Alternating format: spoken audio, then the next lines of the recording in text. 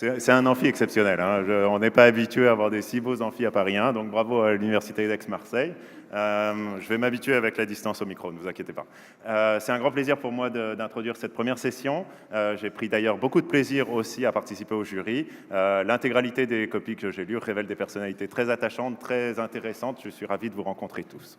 Alors, cette session s'intitule Investir dans le capital humain, quoi. Investir dans l'éducation, investir dans la recherche. Bon, c'est presque une tarte à la crème, hein, je veux dire, tellement c'est consensuel. Tout le monde va vous dire, d'accord, il faut investir dans l'éducation, il faut investir dans la recherche. C'est très difficile de trouver un économiste qui vous dit qu'il ne faut pas investir dans la recherche. C'est très difficile de trouver un politique qui serait ravi qu'on ferme son université. C'est très difficile de trouver quelqu'un dans la rue à qui on poserait la question, oui, bon, qu'est-ce que vous pensez faire, qu'est-ce qu'il faudrait faire pour l'avenir? Et vous dira, bon, il faut investir dans l'éducation, il faut investir dans la recherche. Donc on a un thème extrêmement consensuel, et pourtant, il semblerait que finalement personne ne veuille payer. D'accord, il y a la question des droits d'inscription de la part des étudiants, quelque chose qui reste quand même très prégnant. On n'augmente pas les droits d'inscription. Les entreprises disent qu'elles investissent, que ça compte beaucoup pour elles. Bon, il y a des initiatives, etc. On ne peut pas dire que ce soit un engagement massif de la part des entreprises à l'université ou dans les écoles. Et puis il y a l'État, alors évidemment, donc il reste l'État qui doit faire quelque chose. Bon, on a un budget qui ne décroît pas, voilà, c'est comme ça qu'on le présente, hein. Il est sanctuarisé, d'ailleurs c'est presque un peu étrange d'utiliser ce mot-là, mais en tout cas il n'augmente pas. Donc vous avez cette dichotomie entre tout le monde qui vous dirait qu'il faut investir dans l'éducation et la recherche, et puis de l'autre côté, finalement, pas tellement d'engagement. Et on pourrait faire un sondage dans la rue, hein. Vous demandez à une dame, bon, est-ce que vous pensez que c'est important d'investir dans l'éducation? Elle dit, oh oui. Vous dites après, est-ce que vous êtes prêt à donner 100 € pour la fac d'Aix-Marseille? Là, c'est pas sûr. Et donc, finalement, cette dichotomie qu'on retrouve partout, et ben, voilà pourquoi il nous a semblé très important au sein des économistes de donner la parole aux étudiants, hein, qui sont directement récipiendaires de cet investissement, et puis aussi qui vont contribuer à façonner le monde dans lequel nous allons vivre, ou nos enfants vont vivre plus tard. Voici.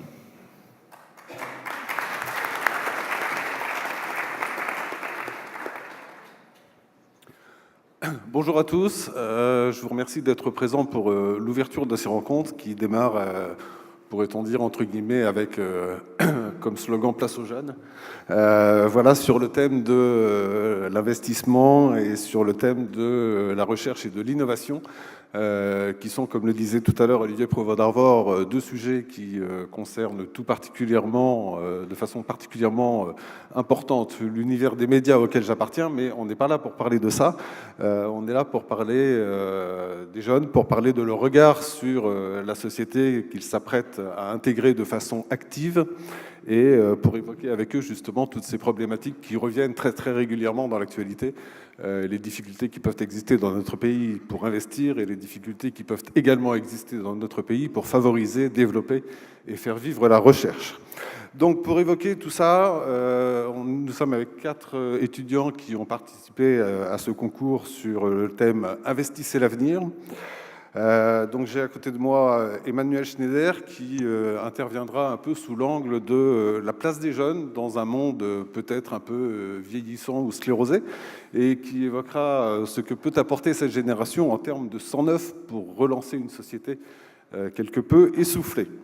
Nous avons également avec nous Nicolas Dajtic qui lui parlera plutôt de cette problématique qui consiste à savoir si l'enseignement doit finalement créer de nouveaux profils, permettre à de nouvelles idées d'émerger, ou bien si nous ne courons pas le risque de reproduire avec nos modes d'enseignement en vigueur dans notre pays, finalement une société qui cherche uniquement à se perpétuer et qui, en faisant cela, hypothéquerait d'une certaine manière toute possibilité de réelle innovation, de réel changement.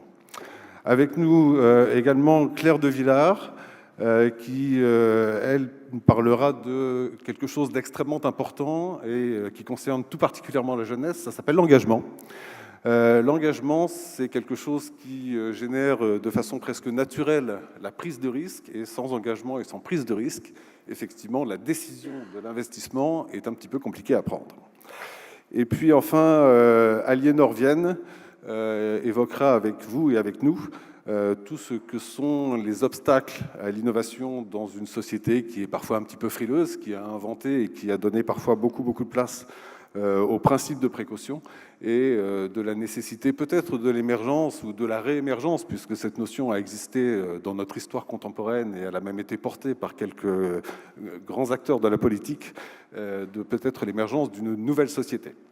Voilà, donc on va commencer par Emmanuel Schneider. Il paraît que vous avez beaucoup fait parler de vous avec votre réflexion et vos travaux.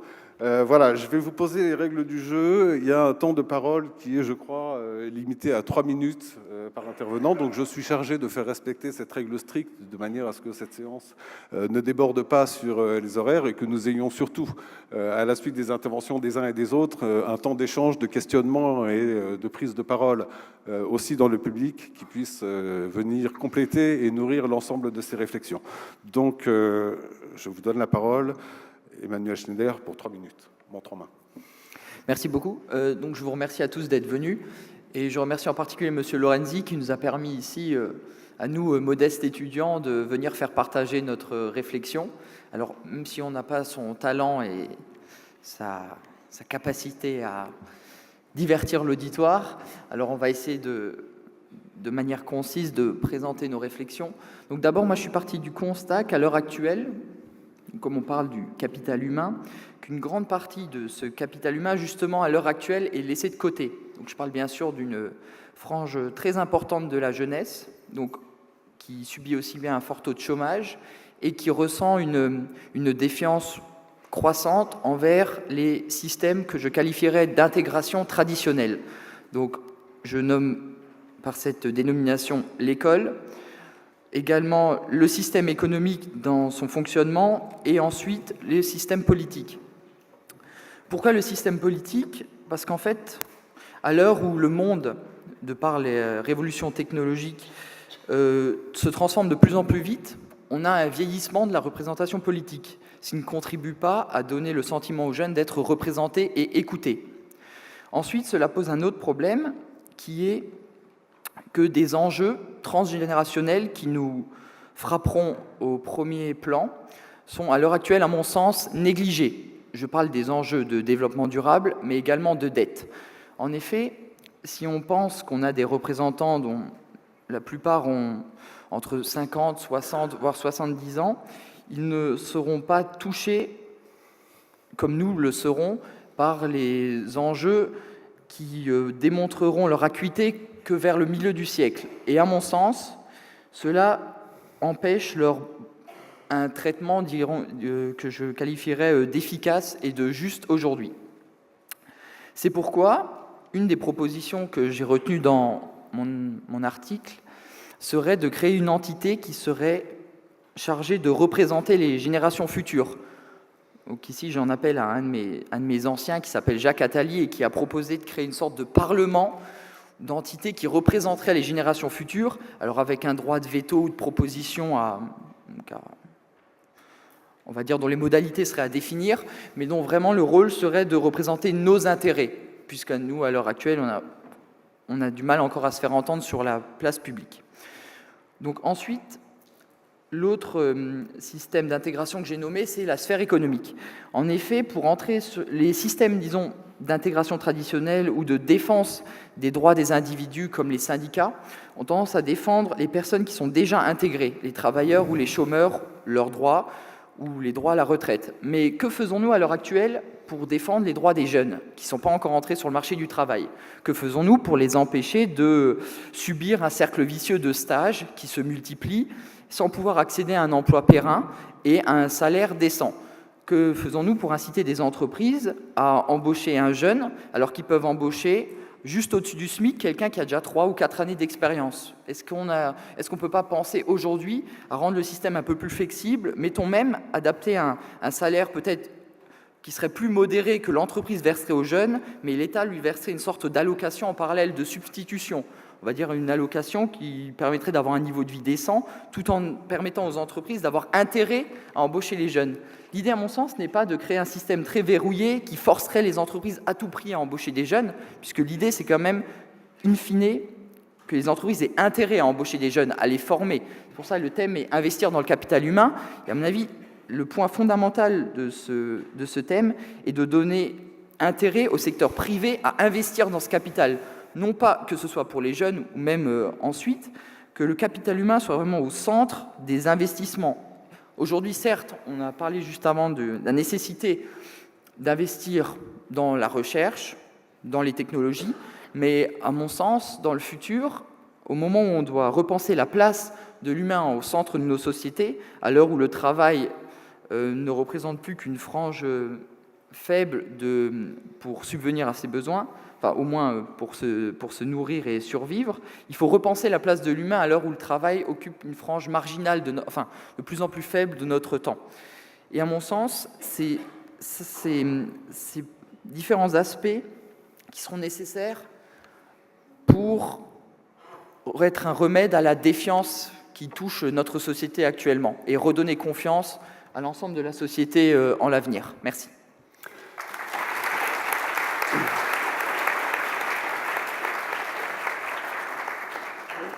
Merci Emmanuel Schneider. J'ai oublié de préciser que vous étiez étudiant à l'École Polytechnique. On retiendra de votre intervention, et on y reviendra plus tard, 2 idées iconoclastes. La première, c'est d'avancer l'âge de la retraite pour les politiques. La deuxième, c'est de revenir, c'est un des points que j'ai noté, sur ce qu'on appelle le SMIC jeune, qui est un sujet ô combien polémique dans notre pays. Je vais donner maintenant la parole à Claire de Villard. Vous êtes étudiante à la Cage Business School de Marseille. C'est ça. Bonjour à tous. Étudiante en école de commerce, je suis consciente d'être un investissement conséquent pour mes parents. Investir dans l'éducation de son enfant est un investissement paradoxal. D'un côté, il ne garantit pas à 100% la réussite académique ou l'insertion professionnelle du futur étudiant, pas plus qu'il n'assure un réel retour sur investissement aux parents, hormis peut-être les colis de pâtes que l'on crée en maternelle. D'un autre côté, la portée de cet investissement est, à mon sens, largement supérieure à celle des investissements traditionnels. En effet, on n'investit pas dans un bien, mais dans un moyen pour ces étudiants d'investir à leur tour dans leur propre avenir. Expatrié au Sénégal pendant une grande partie de ma scolarité, il m'a donné justement l'occasion de mesurer l'étendue de ces moyens qui m'avaient été donnés et dont sont privés une majorité des jeunes dans le monde aujourd'hui. C'est pourquoi je vous propose une idée selon laquelle l'éducation serait un investissement commun et rentable à une échelle internationale. En utilisant des organismes déjà en place, comme l'UNESCO par exemple, pourquoi ne pas créer un fonds d'investissement justement spécialisé afin de garantir l'accès à tous à une éducation modulable, connectée et multiculturelle. Éducation modulable d'abord. L'interdisciplinarité aujourd'hui n'a jamais eu plus de sens, à l'heure où le monde du travail est ultra flexible, où les compétences attendues sont multiples, générales et spécialisées. Éducation connectée ensuite. Pour notre génération de digital natives, l'accès à la connaissance n'a plus le même sens. Les MOOC, ces cours ouverts en ligne, sont mis à disposition par de très nombreuses écoles. Des intervenants prestigieux mobilisent chaque jour des milliers d'internautes grâce aux conférences TEDx publiées sur YouTube. Refuser d'inscrire au parcours académique de ces étudiants l'outil numérique, ça serait finalement nier la place déjà majeure qu'il occupe dans nos vies quotidiennes. Enfin, éducation multiculturelle. Je pense qu'assumer que nos générations, les générations futures, cantonneront leur cursus et leur vie professionnelle aux frontières d'une seule et même nation, et à mon avis, c'est une erreur. Pour reprendre l'expression de Michel Serres, avec le manteau d'Arlequin, je pense que l'éducation aujourd'hui est indissociable de la diversité et du métissage des cultures, et qu'il faut le prendre en compte. Bien sûr, je suis consciente que mes propos partent d'un postulat très volontaire et particulièrement optimiste. Je ne prétends en aucun cas détenir la solution immédiate aux inégalités d'accès à l'éducation dans le monde aujourd'hui. Cependant, je reste enthousiaste sur les possibilités qu'offrirait un tel projet. Et c'est pourquoi je conclurai mon propos en citant l'enthousiaste, mais néanmoins très sérieux, Emmanuel Kant, qui dit que rien n'a jamais été accompli sans l'enthousiasme dans ce monde. Voilà, merci.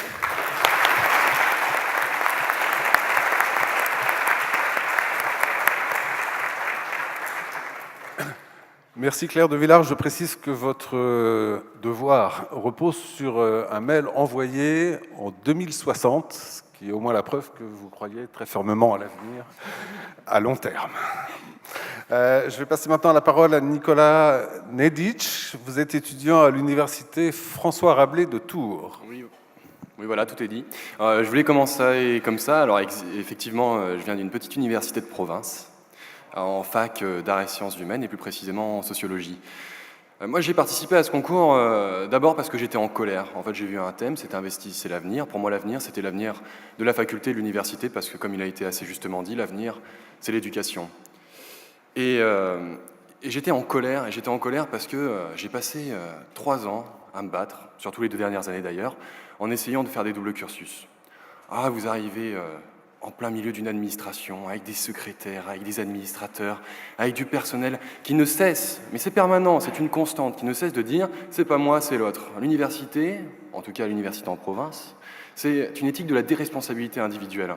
Et je dois dire que c'est absolument inconcevable aujourd'hui, alors qu'on est à la période des grandes enquêtes, alors qu'on essaie de mêler les différentes disciplines, de se dire que la seule ouverture interdisciplinaire qu'on a dans les facultés, ça consiste en des UE libres. Les UE libres, c'est quoi? C'est 2 heures de cours que vous choisissez dans une autre discipline sur un semestre.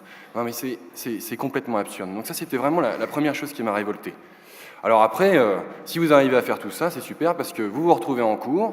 Alors j'ai fait philosophie et économie, je suis en sociologie, et alors les professeurs ils disent non mais c'est pas comme ça, c'est pas de ta discipline, ça ne peut pas fonctionner comme ça. Et on se rend compte qu'on se retrouve face à un personnel, alors pas tout le monde évidemment, hein, pas faire des généralités, mais on se retrouve face à des gens qui sont bornés, souvent. Non mais il faut le dire aussi, ça arrive. Ouais.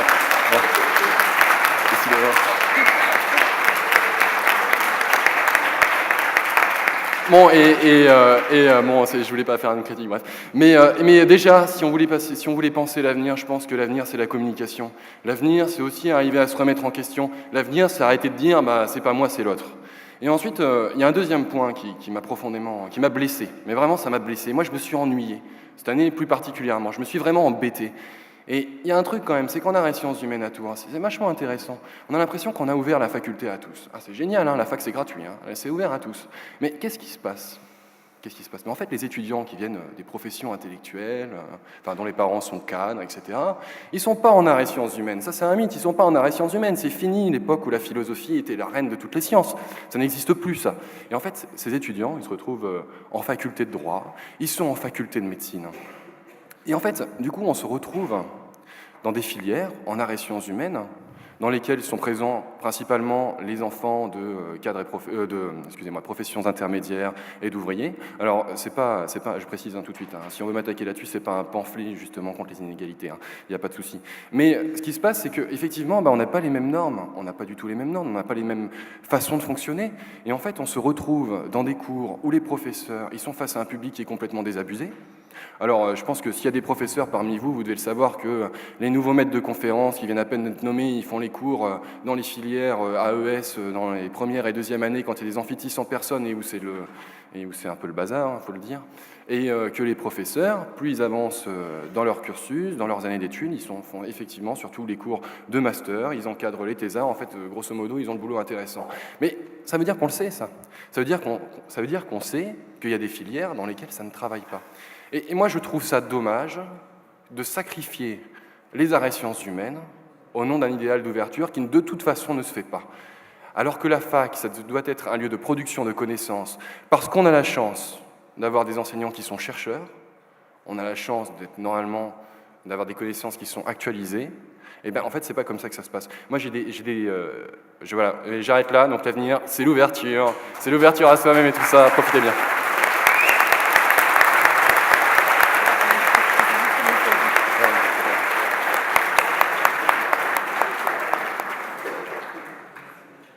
Merci Nicolas Nedic, et on notera que votre indignation, sinon votre colère, a recueilli un certain écho dans l'assistance. C'est plutôt bon signe.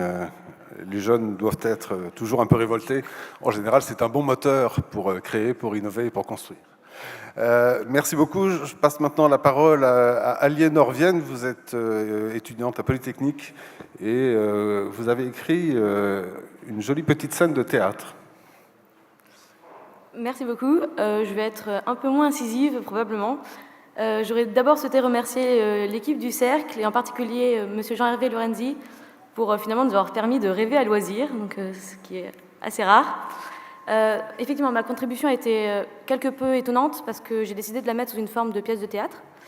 J'ai donc pris la plume pour donner vie à 7 personnages, 7 stéréotypes de la société, qui sont en quête d'innovation. Donc c'est en fait par le moyen de mes différents stages en laboratoire ou par des rencontres avec des entrepreneurs que j'ai découvert qu'il y avait cette vallée de la mort, c'est ce grand désert entre la recherche fondamentale et l'innovation. Et ce qui est fort triste parce qu'en France, on a une culture scientifique bien ancrée. Elle a été nommée championne du monde des mathématiques. Voilà, c'est plein de petites choses qui font que ne pas voir ces innovations ou les voir à l'étranger m'attriste beaucoup. Et donc, en accord avec ces 7 petits personnages, j'ai choisi de prôner un changement de culture, une culture ACE, audace, confiance, échec. C'est avoir l'audace d'aller chercher dans des voies qui sont encore inexplorées, chercher la confiance des politiques, des industriels, et avoir aussi la confiance dans le consommateur, donc je vais en parler juste un petit peu après, et l'échec, parce que une chute, finalement, c'est un rebondissement en puissance. Et il ne faut pas avoir peur, voilà, en explorant dans ces voies, on peut découvrir d'autres choses. Donc pour cela, je pensais qu'on pouvait passer par le consommateur, parce que finalement, c'est le premier concerné. C'est lui qui pense savoir ce dont il a besoin. Et nous avons quand même des millions de cerveaux en France qui peuvent faire fructifier ces innovations scientifiques. Mais pour cela, donc, ça présuppose bien sûr une aide qui peut être matérielle. Pourquoi ne pas inclure les consommateurs quand ils ont une idée dans des projets au sein des industries. Ça pourrait passer par des plateformes donc, qui existent déjà, des plateformes de crowdfunding, de crowdstorming. Et ça, pour moi, ce serait aller 2 fois plus vite dans l'innovation. Et cela présuppose aussi une aide de la part des scientifiques, parce que on n'a pas tous l'occasion de voir ce qui se découvre dans le laboratoire en ce moment. Et pourquoi pas nous apprendre ce qu'ils sont en train de chercher et de lancer un débat éthique a posteriori comme a priori, c'est-à-dire éduquer pourquoi est-ce qu'on ne s'est pas lancé dans les OGM, parce qu'on s'est dit non, c'est pas bien, c'est dangereux.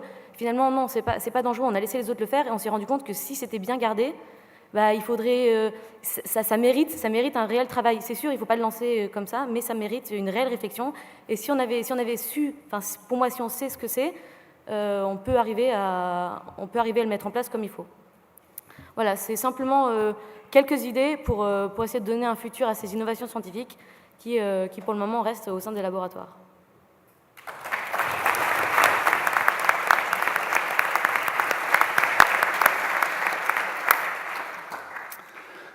Merci Aline Orvienne, vous faites émerger une idée qui a depuis très longtemps trouvé sa place dans les notions de management, mais que vous introduisez dans les notions de recherche et d'innovation, qui est un peu le bottom-up. On en reparlera, je pense que ça mérite un certain nombre de questions. Tout à l'heure, je voudrais, après les interventions des 4 étudiants, donner maintenant la parole à Agnès Audier, qui est secrétaire générale du Boston Consulting Group, pour que nous ayons une sorte de première synthèse, conclusion des interventions qui viennent d'avoir lieu. Et puis après, nous aurons un moment d'échange avec vous tous. Merci. Écoutez, moi, ce que je retiens, c'est que surtout ce matin, il y a beaucoup d'enthousiasme et d'envie de construire, de développer et aussi de redonner du sens. Et il y a le mot solidarité, ou les notions de solidarité sont quand même au cœur des interventions de ce matin, même quand dans la colère de Nicolas, il y a l'idée quand même qu'on gâche les choses et on n'investit pas assez et on ne partage pas assez. En même temps, et ça peut être peut-être l'objet de certaines des questions, il y a 2 choses qui me semblent très marquées, en tout cas dans les contributions écrites et qu'on a moins entendues, donc, comme je le disais ce matin. Un, la notion d'héritage, c'est-à-dire que moi je trouve que les contributions disent quand même que les jeunes considèrent qu'on leur laisse un héritage de dettes, de chômage, de bêtises passées épouvantables, et que Total, l'avenir est quand même très bouché, pas seulement par le fait que les générations d'avant n'ont pas tellement envie de donner la main, mais que non seulement elles n'ont pas envie de donner la main aux jeunes, mais elles leur laissent un héritage épouvantable. Et ça serait intéressant de savoir si finalement c'est une toile de fond ou si c'est un ressenti extrêmement fort qui va avoir des conséquences. Et puis la deuxième remarque que j'avais, c'est plus une surprise. Moi, je m'attendais à entendre parler de recherche scientifique, de big data, de cyberespace, de plein de choses. Et en fait, on n'en a quasiment pas parlé. Claire a parlé de MOOC une seconde. Et tous ces mots qui font normalement, en tout cas dans la communauté, j'allais dire business et économique, qui sont un peu les mots qui représentent le futur, sont très peu présents finalement dans les copies des jeunes. Alors moi j'ai une question qui est, est-ce que ça vous semble tellement évident que vous n'en parlez plus ? Est-ce que vous êtes blasé ? Est-ce que vous êtes désespéré ? Bref, qu'est-ce qu'on fait avec ceux qui représentent a priori quand même notre avenir, en tout cas notre avenir collectif et l'avenir de notre pays? Si vous ne vous en emparez pas, qui va s'en emparer? Et le sac de dette, et le sac de chômage, et le sac d'ennui, ne va-t-il pas grossir si on n'arrive pas à réinvestir tous ces sujets qui représentent l'avenir ?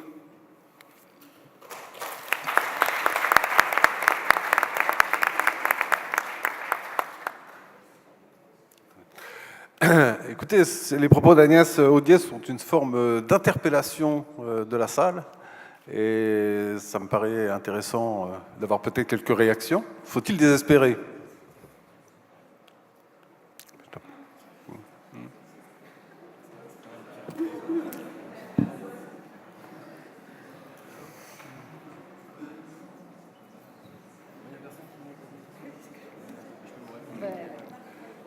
Oui, mais je crois que moi, le temps est un peu écoulé. Faut le laisser parler, lui. Bien, je crois qu'il y a une personne qui veut parler très rapidement parce que je crois que le temps de cette session est sur le point de s'écouler. Merci. Oui, il me semble que vous avez un peu donné la réponse. C'est vrai qu'on baigne tout à fait dans le numérique, les innovations numériques, le big data, etc. On est confronté. On sait que ça va se faire, on sait que ça se fait, on sait que le reste du monde le fait et qu'on a les cerveaux en France pour le faire aussi, à condition qu'on donne les moyens aux cerveaux français de le faire. Donc le problème n'est pas dans les innovations technologiques en tant que telles. On sait qu'on a des leaders mondiaux et des très bonnes écoles qui nous forment à ça ici, mais c'est l'ambiance générale qui nous semble plus nous handicaper, il me semble.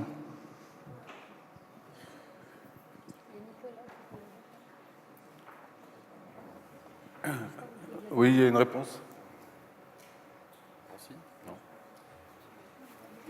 Non, si, ça fonctionne. Ah ouais, super. Non, mais moi, je suis tout à fait d'accord aussi avec le jeune homme, le monsieur qui est là-bas. Mais en fait, c'est parce que, personnellement, moi, ces questions-là, elles se posent, c'est évident. Effectivement, ça me paraît tout à fait naturel. Mais c'est surtout qu'avant de toujours vouloir penser grosses infrastructures, gros changements, grands bouleversements, il faut arrêter le chômage, il faut que tout le monde soit riche et tout ça, à bonne heure. En fait, il y a des petites choses à faire. Mais c'est des petites choses, quoi, ça passe par rien du tout. Et c'est vrai que moi, aujourd'hui, mes préoccupations, et parce que je le sais, c'est les petites choses de la vie de tous les jours qui peuvent améliorer la vie des étudiants. Mais ça passe par rien. Hein. Donc voilà, moi, personnellement, c'est juste ça.